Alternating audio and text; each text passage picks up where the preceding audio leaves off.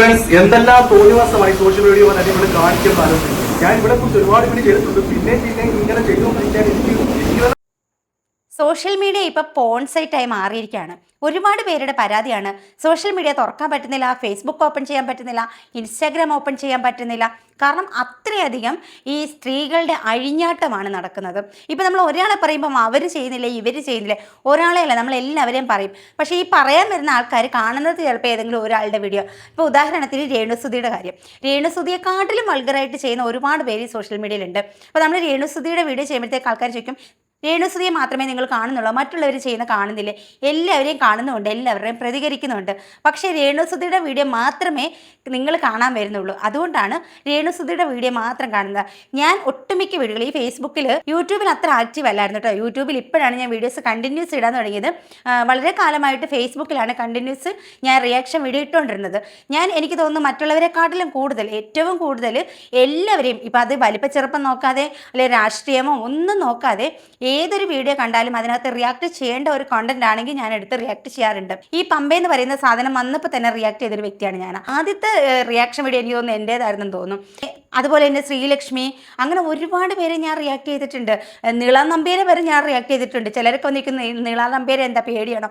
നീള നമ്പ്യാരൊക്കെ ഞാൻ റിയാക്ട് ചെയ്തിട്ടുണ്ട്. നിമിഷ ബിജോയെ ഞാൻ റിയാക്ട് ചെയ്തിട്ടുണ്ട്. ഇവരുടെയൊക്കെ അഴിഞ്ഞാട്ടം കൂടി വരികയാണ്. നമ്മൾ എത്രത്തോളം റിയാക്ട് ചെയ്യുന്നു അതനുസരിച്ച് ഇവരുടെയൊക്കെ അഴിഞ്ഞാട്ടം കൂടി വരികയാണ്. പിന്നെ ഈ സബ്സ്ക്രിപ്ഷൻ എന്ന് പറയുന്ന ഒരു സംഭവം ഉള്ളതുകൊണ്ട് അതിൽ നിന്ന് നല്ല വരുമാനം കിട്ടുന്നുണ്ട്.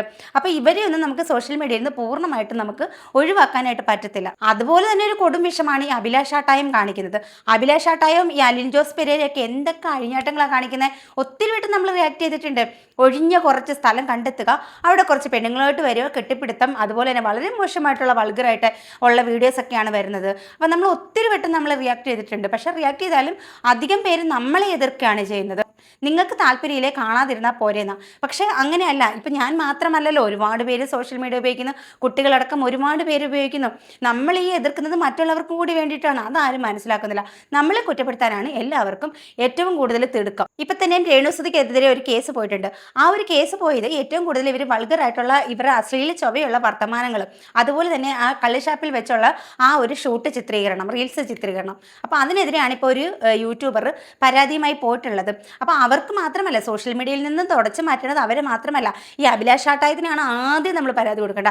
അതിനുശേഷം ഈ നിമിഷ ബിജോയ്, ഈ പമ്പ, ഇവരൊക്കെ കാണിക്കുന്ന ഈ പേക്കൂത്തുകൾക്ക് ഇപ്പം നമ്മൾ മാത്രമല്ല മറ്റുള്ളവരും കൂടി പരാതി കൊടുക്കാനായിട്ട് മുന്നോട്ട് വരണം.